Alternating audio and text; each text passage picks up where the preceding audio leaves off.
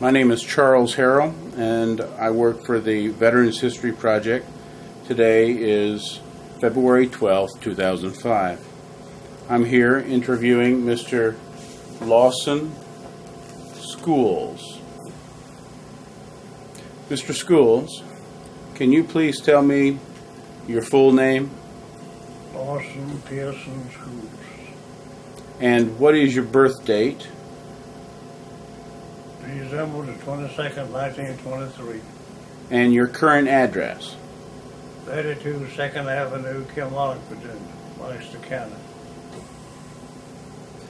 People here with our interview, including myself, is his wife,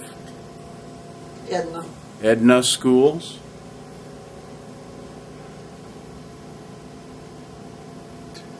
Mr. Schools, what war did you serve in? World War II.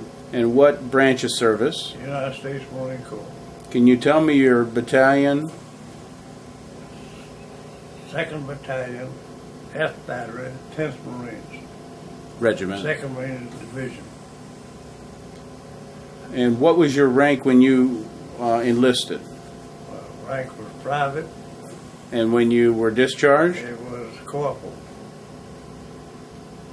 And can you tell me where you served, what battles?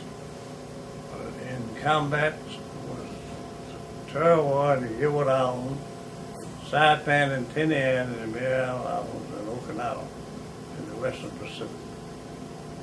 Mr. Schools, I want to go back in time to your early memories of growing up here in the northern neck of Virginia. Can you tell me your first memories, a specific incident about your mother and father that you remember? All I remember is I came from a large family and we had a good time together. And we never, as far as the depression was concerned, I never knew it happened. My dad made a living with 10 head of children with his automobile. What did he do? He was a peddler of everything you could peddle. And in 1935, 1929, he started a paper route, which he ran until 1955. And in 1935, on the Roosevelt, he got a mail route, which he ran until 1955. So and the rest of it, we were peddle farmers. We had about 40 acres of land. So we raised a big garden, and we all enjoyed life. What's your dad's and mother's names? My father's name was Linda Logan Schools. My mother's name was Valda Mabel Schools. My mother and father were first cousins, so they both had the same last name. Were you a close-knit family? Very, very closely. The preacher said on Sunday morning when Mr. Schools grew up, he could start Sunday schools because they had enough people. Did you, what religion were you? Baptist. Can you remember growing up during the Great Depression, and who was your closest relationship in your family? Who did you have the closest friendship with? I guess my next sister probably was, because the two next boys were 4 years older than I was, and they were big when I was little.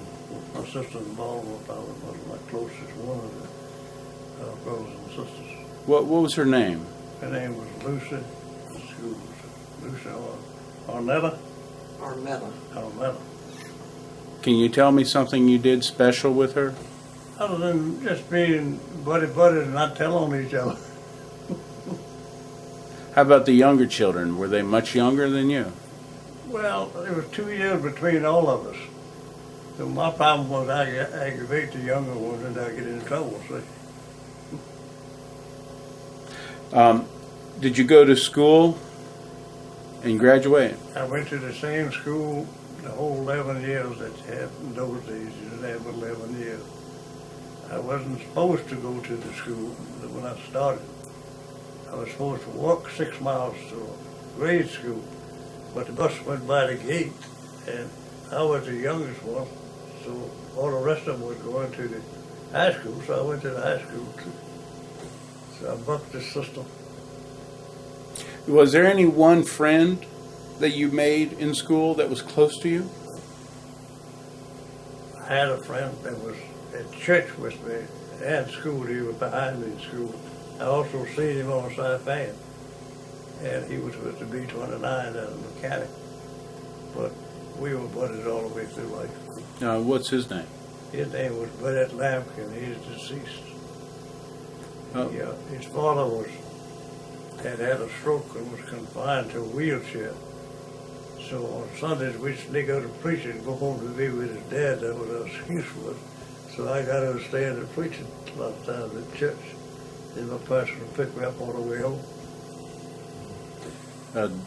While you were at his house during those sneaking out of churches, did you do anything We played all special? kinds of games. I would play checkers with the old guy. He loved to play checkers. And it was just that we could get away a little earlier than staying for preaching, that's all. When you got to your high school years and you went as far as they could, did they have some type of graduation? I graduated from high school in 1941. In 41. The war for us had not started by that time. No, it started fall of December 7th, 41. During that year of your senior year, 11th grade, do you recall the world being in conflict over in Europe? Living in a rural area away from anything, without television or radio like you got now, it didn't bother me a bit. I read about it. I was always a reader. I read about it. Did you have a radio at all at your home? We had radios at different times, but we didn't have electricity. Did you get electricity at all before World War II? We didn't get electricity. We never got electricity at the home that I lived in as a kid. My parents moved out in the late 40s, and we never did get electricity. Do you remember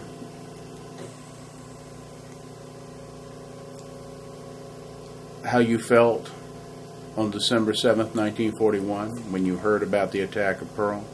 Well, I knew we were going to war then. How did you hear about the attack?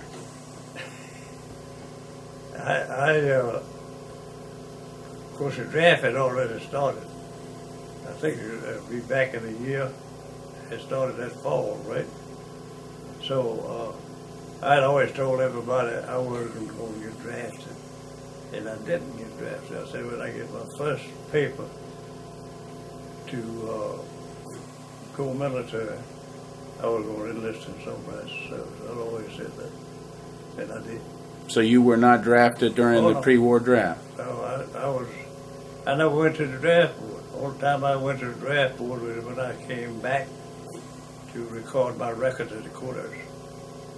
Did you have a job before the war? Piddle jobs, that's all. When I went in the Marine Corps, I was working for H.B. Davis Paint Company in Baltimore. I hadn't been up that long, maybe 6 months. Did you have any dreams of any type of career back before the war? Well, I had, like any other kid, I probably had dreams. I don't know.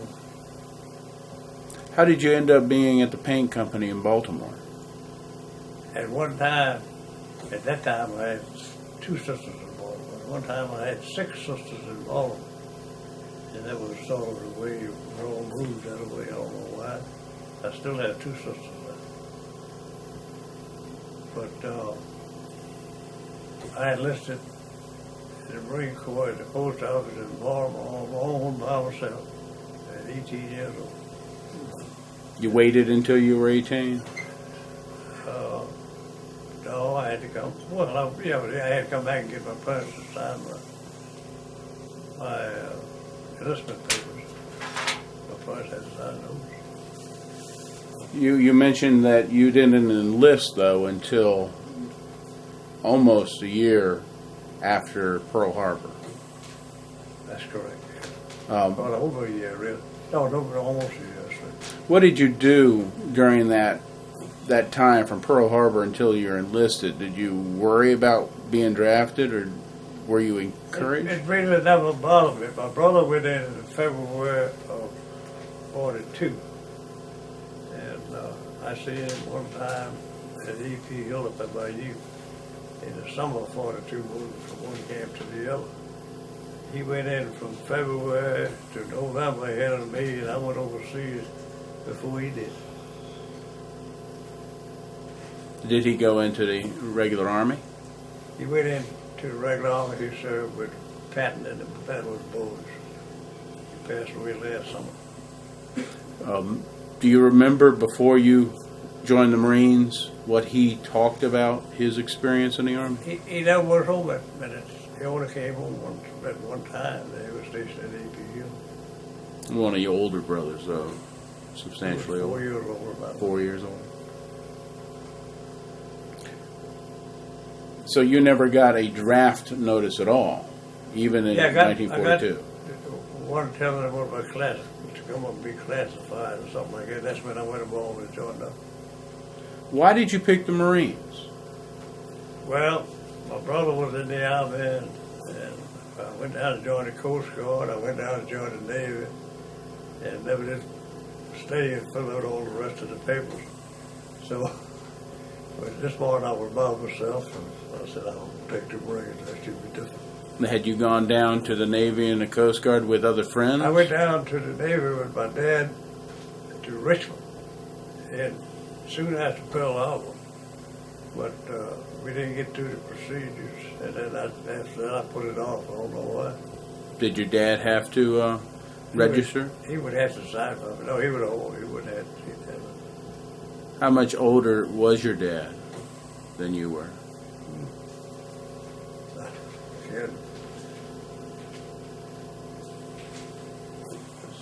I was 28. My dad must have been right over when I was born. I was number 5 coming down, so. So he's at least in his 30s, right? Yeah, older than that. When you enlisted in Baltimore in the U.S. Marines, true, you were all by yourself. By myself. How did you feel? Well, I figured it was the way to go. Didn't know what was in the Marine Corps. Did you immediately in November 1942, did they take you right out of the street and put you somewhere? I had already signed up, and that was the date they told me to come back for prepared to leave, you see. When did you sign up? Probably 5 or 10 days ahead of time. I see. And then I came home, talked to my parents, got those papers signed, and I went back, and that's the day when I was sworn in. When you talked to your parents about joining the Marines, what did they tell you? They said, go. They were easy to get along with people. So you showed up there at that office in Baltimore with your paper signed. What did they do? They processed it like an enlistment. And where did they send you? Shipped me right out to pass on by train.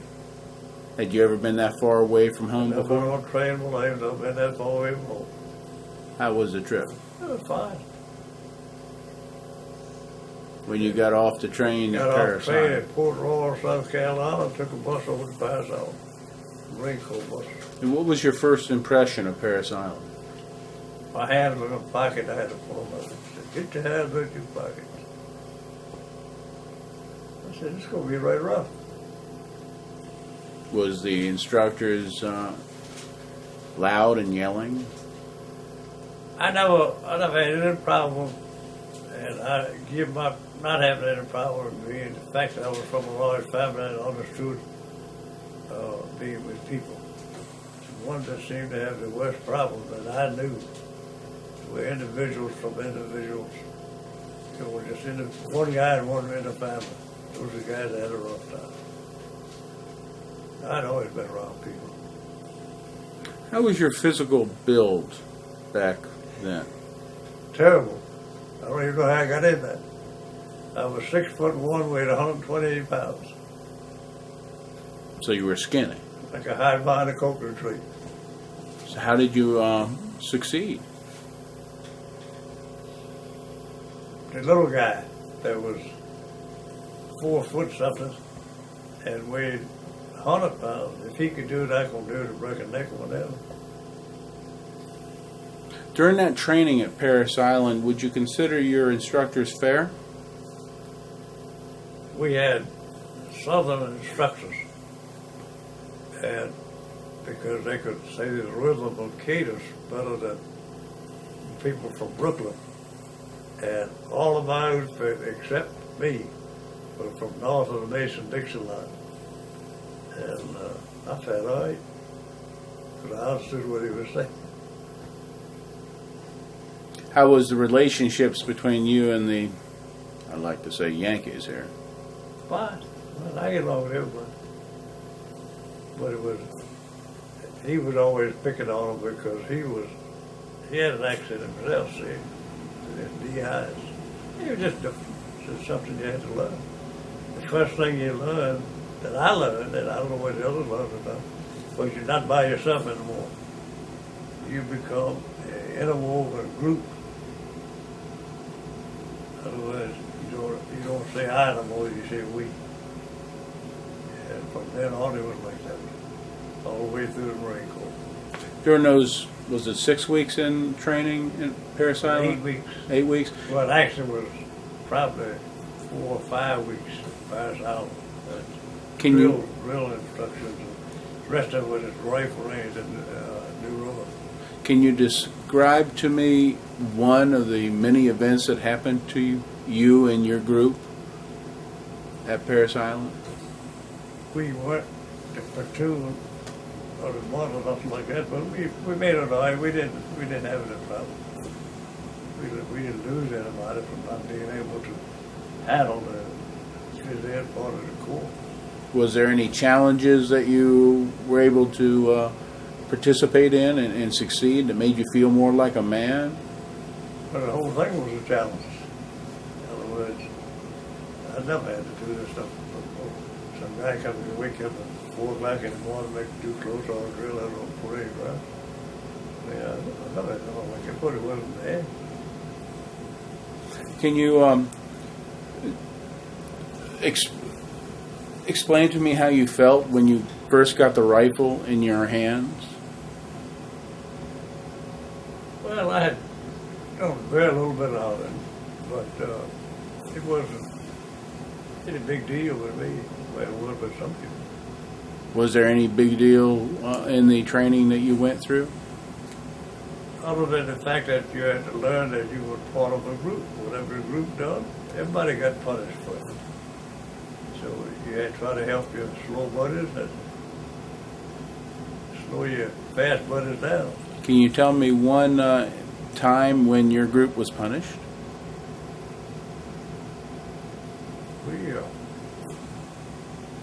I can't stand around pockets for one day for putting my hands in my pockets.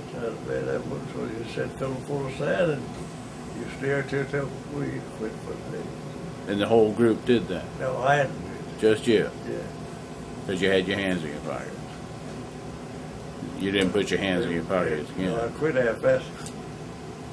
Then one day we had a big slew-footed dude behind me, and he would step on my heels. We were marching. We couldn't handle his feet too well, so he told me to boot him in his butt. And I wouldn't do it because I didn't know who he was talking to. So then we did a reverse march, and he told that joker by name to boot me in the butt, so he did. So from then on, if he messed up, you had to fix it. So this is the type of training you done. Did you make any close friends during that training period? Well, you got to know all of them because, like you say, you were there all the time. But none that you continued to talk with? In boot camp, no. No. From Parris Island, you said you went to New River. What did you do there? We went to the rifle range, which the city was. The range on Parris Island was they were coming in too fast. So you had to split the rifle range up. One half of it went to New River, I think the other half stayed at Parris Island. Where's New River? It's Camp Lajune. Okay. Did you Become expert with the rifle? No, marksman. Were you trained on any other equipment? Oh, you did. Yeah, different things. Not in particular thing. After the boot camp was just about over, you were all given tests to see if you qualified for certain things, like radio frequency tests. And then if it qualified you, you may have been pulled out of it once and sent off to radio school or something like that. See. But other than that, I don't know anything else I took. Did you qualify for any special training?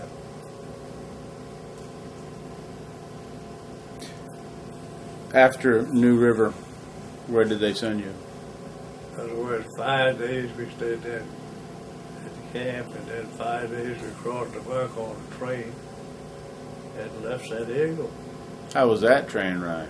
Yeah, it was rough, but it was all right. Was there any? We got off and marched to restaurants for meals. So it wasn't all that bad.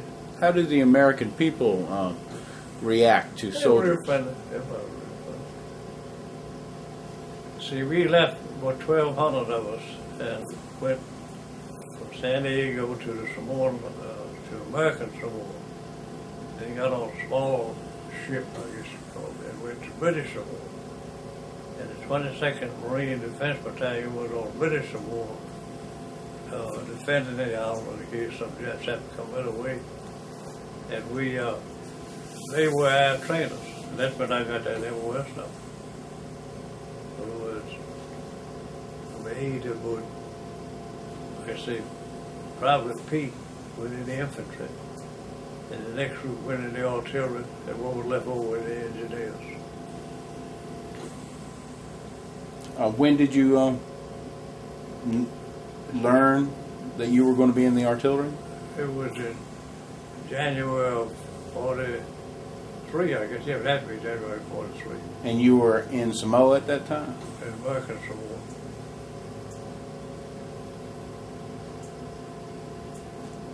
Had you even imagined being an artilleryman? No, I just figured I'd have a job somewhere. I didn't know I'd be in the artillery. And you say the reason why you were put in the artillery is because your name was Schools. Yeah, it was alphabetical order, that's it. They didn't put me in there because I was school, they just put me there. My name was on that list alphabetically. How did you feel when they put you in the artillery? I said, this got to be better than infantry. When you went to Samoa, did you know what battalion you were going to be in when you got there? I didn't know anything. Otherwise, we just was a bunch of 1,200 Marines being sent overseas to get advanced training because it had space enough to put us anywhere in the United States. All the rest of the places were loaded. So when you got Samoa in January 43, that's when you knew you were going into the 10th Marines? No. We only got advanced training there. And I don't remember, I don't have that date, I don't think anyway. I don't remember exactly what date we joined the 2nd Marine Division in Wellington, New Zealand, because they had just come back from Guadalcanal in Bougainville. And I didn't join them, I believe, April. That's when I got signed to a unit. See, this advanced training I got on Samoa was just making me train to be attached to some unit when I got where the units were.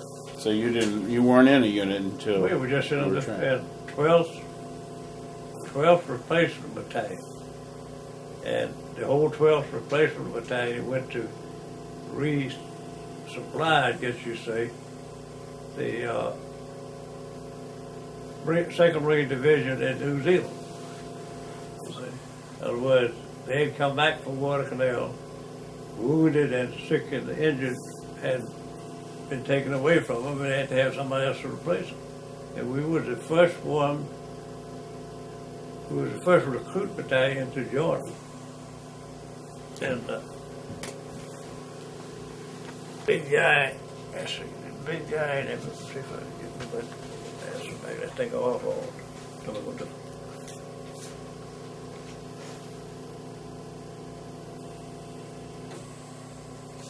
This is our Lieutenant Colonel. He was in charge of the 10th Marine Regiment.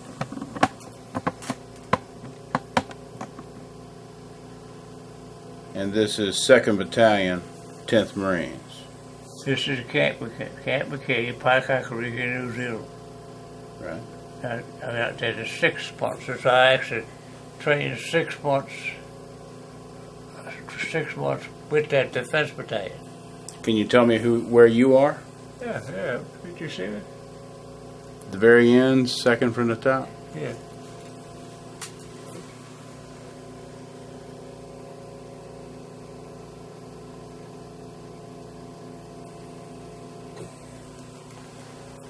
I want to take a moving picture of this. I don't think my scanner is going to be able to do a very good job through the glass. My colonel ended up as the headmaster of VMI after he retired from the Marine Corps. I think he made full colonel. And the guy you pointed to in the middle was, at that time, a captain. No, he was a lieutenant colonel then. So he was in charge of a regiment, 10th Regiment. I'll try to use my computer to scan that picture in. So, you were assigned to the 2nd Marine Division in New Zealand. Right. That's where As they a came replacement. back. They were returning from Guadalcanal to retrain and I would say like cattle, or restock, in other words. But the infantry had lost a lot of men. The 2nd Marine Division,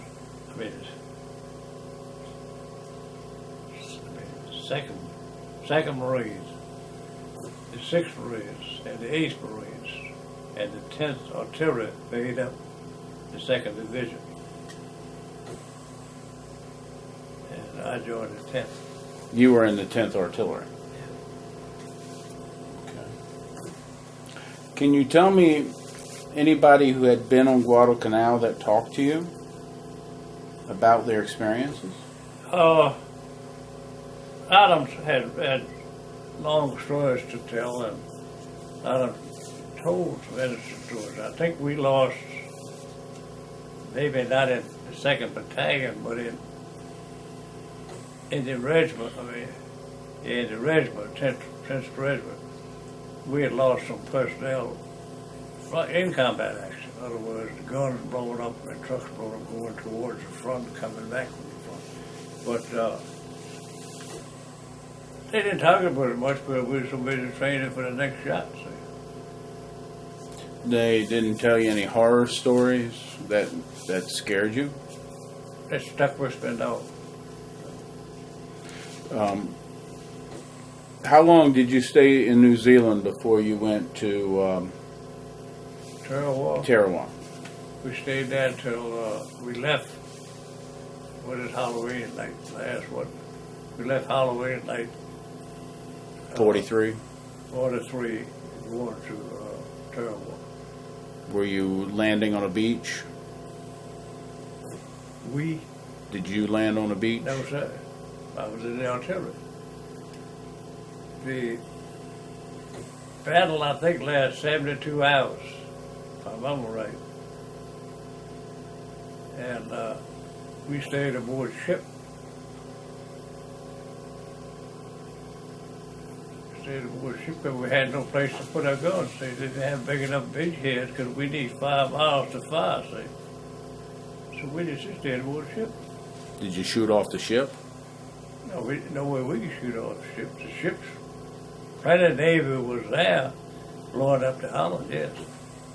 And actually, we never went on the island, I think it's called Benita or something like that.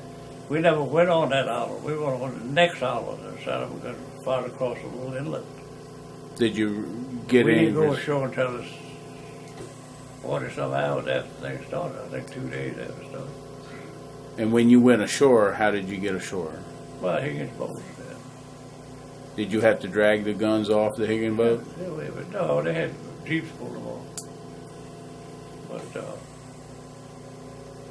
because we had ship radios, had it all on. And, like I say, one Marine from the infantry came back, and he'd been shot through the shoulder. He didn't have a shot on like this. And it went through a dime side and come on a $50 side.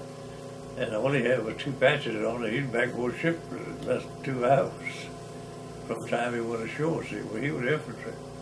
We had infantry on the same ship we were on. But we were on big ships then.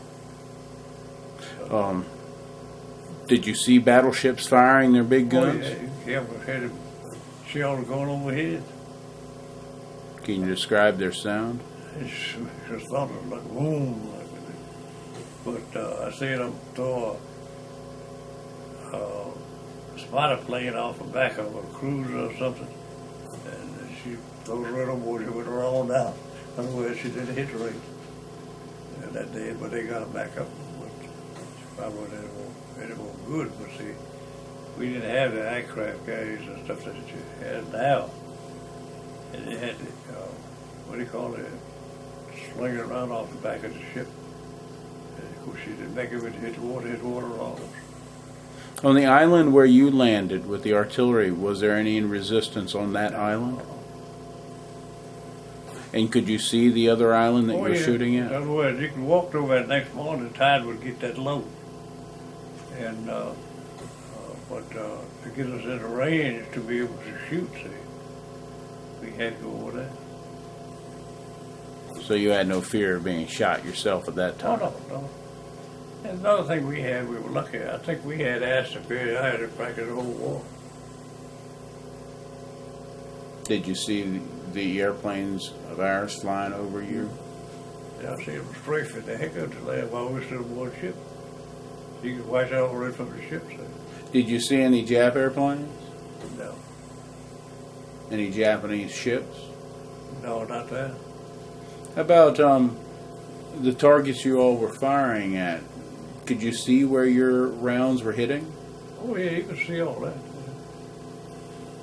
The worst mistake made that day, they didn't check the time of the tide, like the water would do right here. In other words, when the tide went out, you had bare sand, probably 100 feet from the shore. And you had to run a Higgins boat up to the water ground, and you had to come through that sand. And he hit a man on a cigarette pillbox shooting at you. I think we lost it. I think the record was 800 men that first day. Did you know anybody who was killed at that battle of Tarawa? Yeah. Did your company lose any men? No, but I say we went to the other. How long did you stay on those islands near Tarawa? Oh, maybe over 3 or 4 days. Then they pulled you off? Yeah. And where did you go? Come back to Pearl Harbor. Then went to Pearl Harbor to Hilo. We went on the Big Island on the Parker Ranch. Second largest cattle ranch in the world. On the Parker Ranch? Yeah. What do you remember about the Parker Ranch? Well, we did a lot of training, but they had a rodeo amongst the ranch hands and the Marines. That was real neat. And that was after we'd been there quite a while, got settled a little bit. And the Marines participated and the local Hawaiian cowboys. It was real interesting. I'd never seen a rodeo before because I come from the East Coast. Did you participate or just watch? But they had some skilled guys in the Marine Corps that participated. Had you made any close friends by this time? Well, I had your buddies amongst myself. I tell you something I did do, which is off the, beat Pav. I'm a non-drinker, non-smoker. So you got a pack of cigarettes or 2 a day on the house. So I told him, in a sea bag, lock it up. You got 2 beers. And I threw the 2 beers in there. I got 36 beers in my sea bag. The guy offered me $40 for it, so I sold to him. He got drunk as a skunk, I can see. So, just one of the things that no. So when you went, you had gone to Wellington and waited, and then you went to Tarawa for 4 days worth of fighting. I would say 4 or 5 days, all of it. And then they pulled you out. It was like going back to a barracks, right? In other words, they went from Tarawa to Pearl Harbor and Pearl over to Hilo, which is on the Big Island. And that's where the Parker Ranch is at. But it wasn't like you were on the front line for an extensive like I ranch. say, I was always behind everything. After you were at the Parker Ranch, you stayed there for how long, would you say? I'm trying to think how long we stayed in Hawaiian Islands. We, months or weeks? oh no, we stayed 6 months to regroup again. So you see, the infantry were beat up pretty bad, so we had to regroup again. See, like I say, we never lost a man except for illness or broken legs or something like that. So the infantry had to regroup. See, Did you ever see any black Marines there on Hilo? I don't think so. Not you? Okay.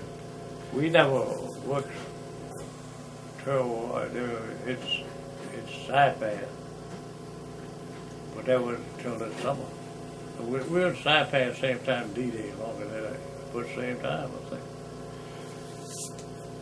While you were on Hilo and at Pearl Harbor, did you see any entertainment, any shows besides the one rodeo? Yeah, I forgot who came over there. We had 2 or 3. I don't know what they were put on Hilo or what they were in Saipan, but we had 2 or 3 major shows that came over.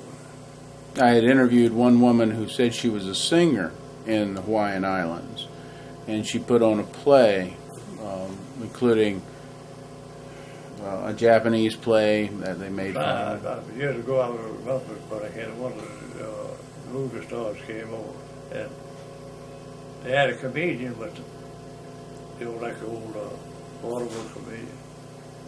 And he would start his lines, and we had a Marine in the audience which would type him every time. So he said, "Come on up here with you, you did a better job now." And I can see him right now.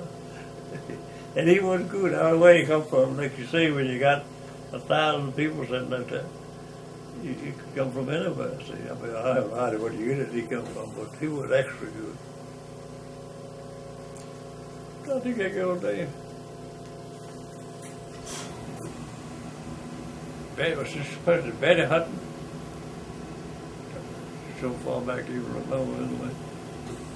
Anyway, it was Hollywood people. With the PX firms, from the PX. My daughter went in the Navy, UFA and all that. My daughter went in the Navy and she sent me all this stuff from Okinawa. But this would give you the dates of these things that took place, see. And I went down to join them in New Zealand. Then we came from New Zealand to here. Then we went to Pearl Harbor for training. Then we went back to Saipan, Tinian, and then we ended up Okinawa. Right. So, and the dates is all in here, where these things took place. But some of them I can't remember. Well, we'll just keep this here in case you need to look at it and stuff. So you were in Hawaii for that time, and then you were preparing for Saipan. In other words, we got back to Hawaii before Christmas. Like I say, with Halloween, they were left New Zealand, and we didn't see any given album off. And we got back before Christmas, and we didn't leave until June, I don't think, to go to Saipan. And that was retraining and well, you used 800 men from a unit, you lost right many men, you had to retrain all those people in different positions. And that's another reason rank was so hard to make in my outfit, because you didn't lose anybody. See what I mean? And thus you couldn't work your way up. That's right. It wasn't like you wake up one morning, you're the head of the cabinet, or the head of the company.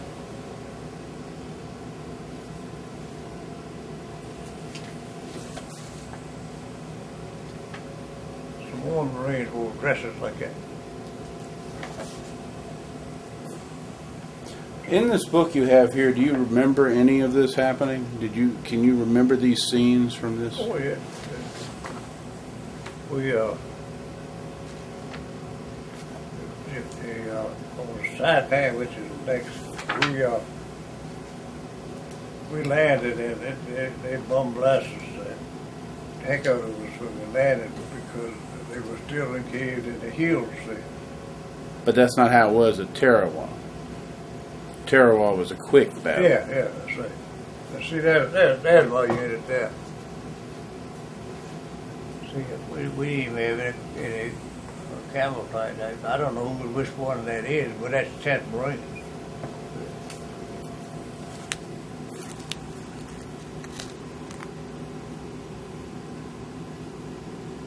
10th Marine Artillery. Yeah.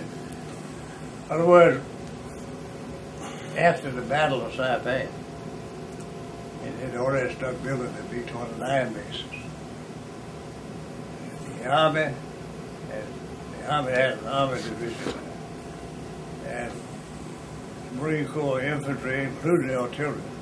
We walked from one end of that island to the other, which was 40 miles long, and it was 15 miles wide in some spots. And we almost walked across the hand in hand. We probably got about 600-700 Japanese and then hid in caves and stayed up there. One went to the movies for a year before they caught him. Anyway, when the war ended, we were still there. And on Saipan? We were still on Saipan. Tell me about the attack on Saipan and what you did. We came ashore the first day, and the infantry came right back into our area where we were. We didn't have space enough to fire because the artillery was so rough on them up ahead of us. By the next day, we got a total established species, so we were all right. And did you do a lot of fire missions there? Oh yeah, we followed right on up the hills. And you were still using the Pac 75 gun? No, pack house, yeah. You recall any strange things happening on Saipan that you saw? Yeah, I seen a guy with a flamethrower get called out. He was up a hill, like you look up in the Shenandoah Valley. He was on a hill, and the house was. He couldn't get to the house because it was like a machine gun in there or something. So he went up, they laid down a barrage of fire. He went with his flamethrower. He got wood fire, came back a little cottage from it. When he stole that flamethrower, she went up the side of the hill, went up, the house went up, he went up too. And look right at it, you could see it, so it was daytime.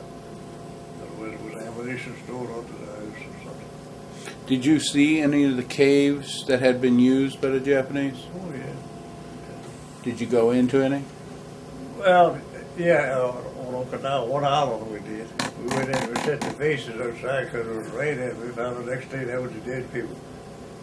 It was the cremains. But we set them all outside. It was on the island also, Okinawa. On Saipan, that battle lasted for about 2 or 3 weeks, is that right? How long were you on the island? The entire time? We was on the island the time. We got there. We came ashore the first day because they hadn't picked up beachheads. They crossed an air strip, and then they got far enough ahead where we could have room to fire. We had to have at least 2 or 3 miles. When the Battle of Saipan was over, did they keep your regiment on the Island, or did they send you back to Pearl? Oh, no, we stayed right there, built our own camp, and we're ready to, well, actually, no, wrong. We, in 30 days' time, less than 30 days' time, we took Tinian. How far away was that? Were they within sight of each other? Well, not quite, but that's why we were aboard ship, and they had knocked the sugar cane down on Saipan with bulldozers and stuff, and the flies were so bad on this ship you had to put your jello on a piece of bread and put it on the other side of the plate because you could eat your food. How was the food in the military for you? I never complained because it was always there. It wasn't all that bad sometimes. And when we came back to Saipan and went in training after Tinian, or whatever was going to happen next, we complained and we got the military changes. I mean, we really complained. The Army was eating fine, nice food. We had no sea rations, so they changed that. So you could see a difference in the treatment of the Marines versus the Army? I felt like the Marine Corps treated me fairly. I didn't have any complaint at all about none of his activities. How about while you were on ship? Was the food different there? The food was first class. Coming up from Gilbert, they knew they were going to our warriors, so they gave us every bit of good food they had because they wanted to get some water when they got that thing. So they fed us good. David done real good. How about the sleeping arrangements aboard ship? We had some sad ones of those at different times. We went from Pearl Harbor. We moved over from Hilo to Pearl Harbor, and we had aviation gas on the front of the LSTs. We were all on LSTs, and they caught on fire. And Hal was the Coast Guard LST. He cut ropes and back to the Arizona to get away from the rest of me that had his damage because he was fast. He happened to be aboard. The captain happened to be aboard. Right on back to the Arizona that was sunk there. And we had to stay 5 more days before we could get the rest of the pad back up so we could leave. That's the only way to Saipan. And those kind of incidents too. Did your boats ever have accidents? When we did coming from Hilo to Pearl Harbor, we got caught in the snow. From Hilo to Pearl Harbor, we got caught in the snow. And almost ripped the gun touched off some of it. It was so bad. I went up top deck, got in the gun turret, laid down. Because we didn't have them with bunks on each for the old boat. Cots, Army cots. We didn't have the quarters on them. So they transport you the best way you could do it. We went all the way across the Pacific like that. Did you ever get sick on the boat?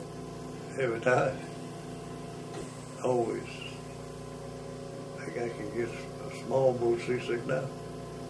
Were there any boats you remember the names of that you were on?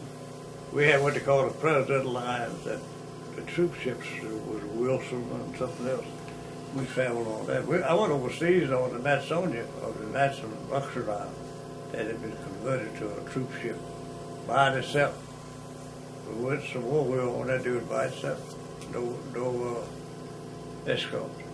And we went to Saipan, it was a whole fleet that the Navy was all around us. Of course, we had took the Pacific back from the Japanese by that anyway.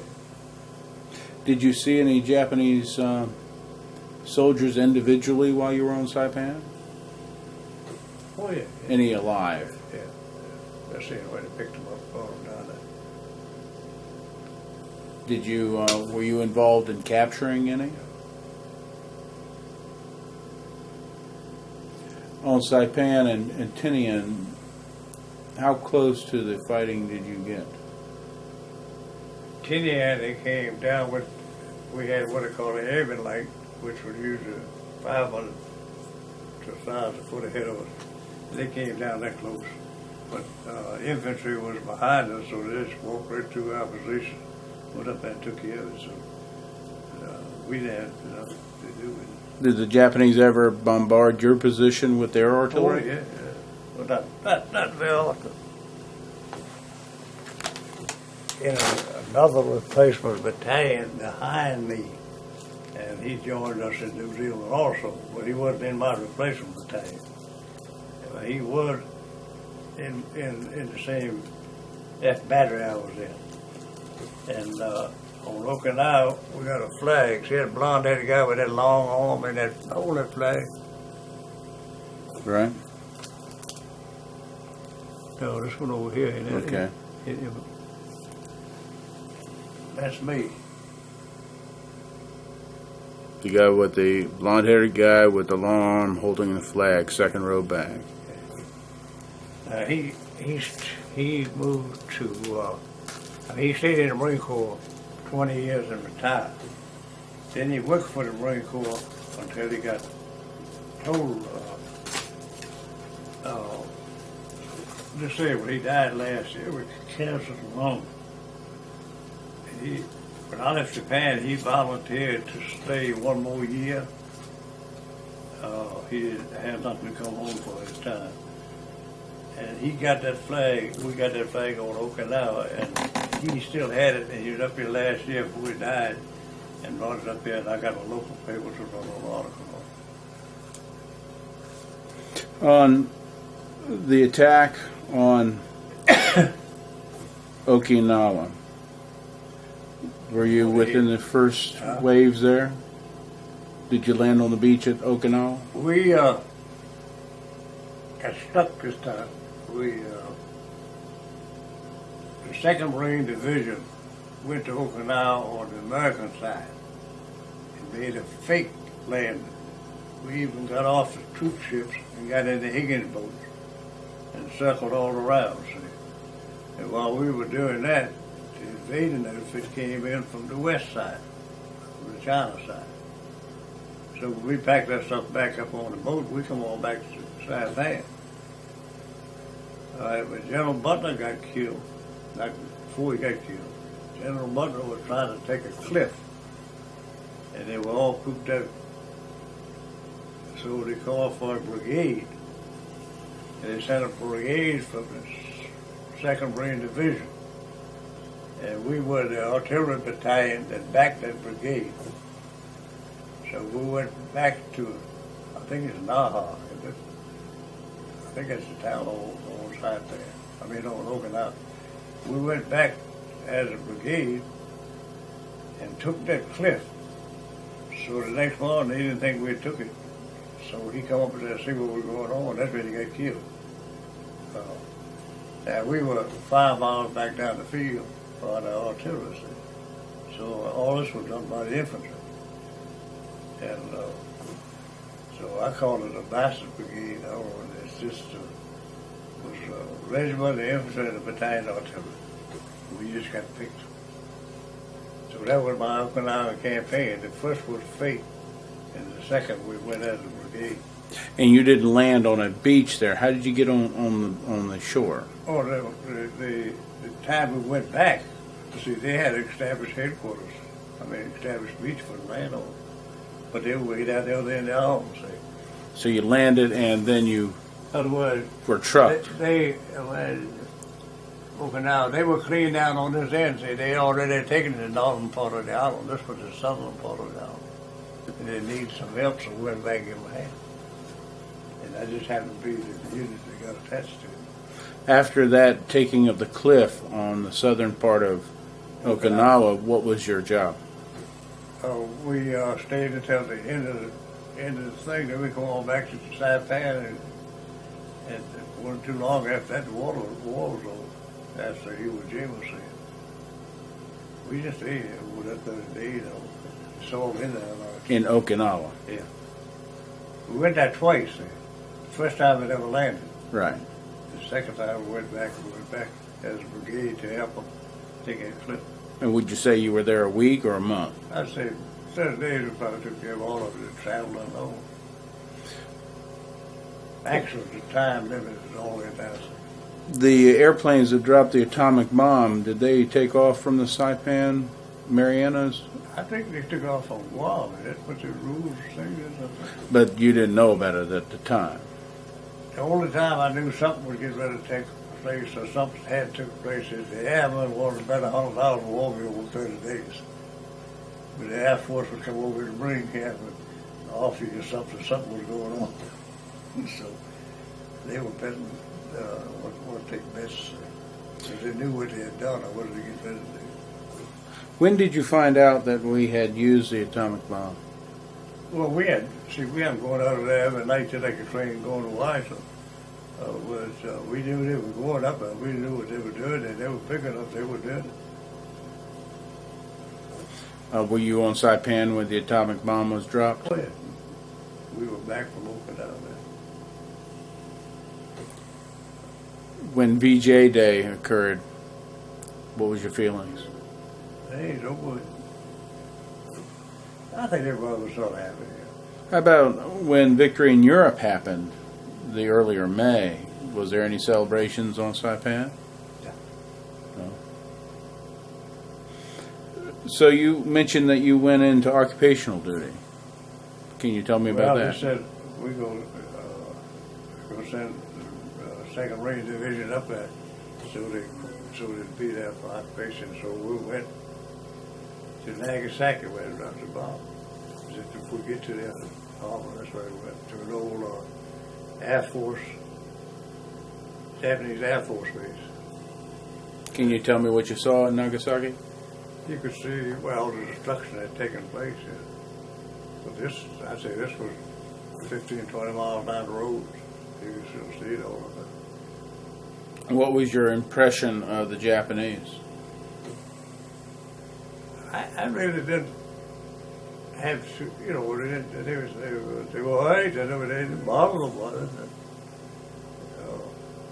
They were still come around and pick up the human waste every day with the buckets and that kind of stuff. So you can imagine we were sort of in the country. So.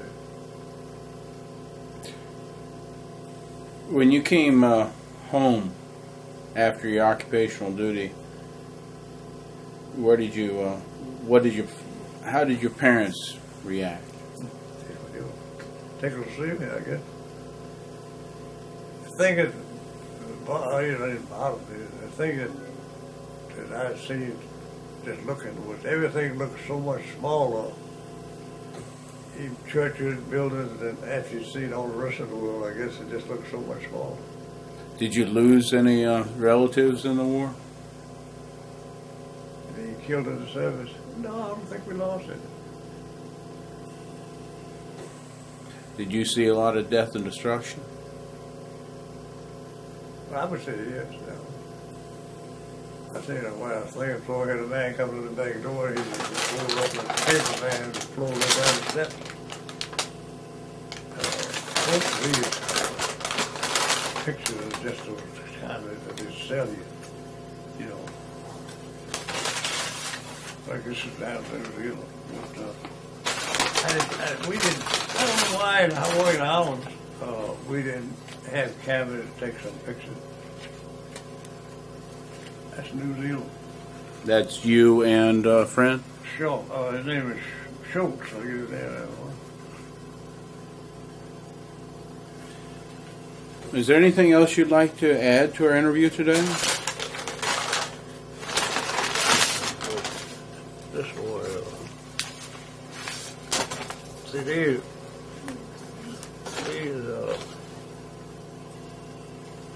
see right there, that's going to be holding that flag.